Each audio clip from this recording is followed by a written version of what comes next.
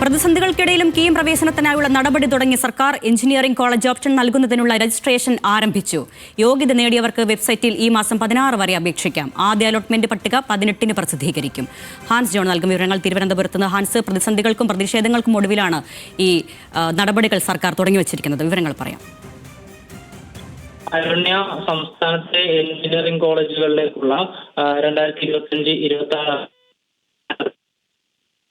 സംസ്ഥാന സർക്കാർ ആരംഭിച്ചിട്ടുള്ളത്. വിവിധ എഞ്ചിനീയറിംഗ് കോഴ്സുകളിലേക്ക് ഓൺലൈനായിട്ടാണ് വിദ്യാർത്ഥികൾ അപേക്ഷകൾ സമർപ്പിക്കേണ്ടത്. സർക്കാർ എയ്ഡഡ് അതിനോടൊപ്പം തന്നെ എഞ്ചിനീയറിംഗ് കോളേജുകളിലെ വിവിധ ഓപ്ഷനുകളാണ് നൽകാൻ കഴിയുന്നത്.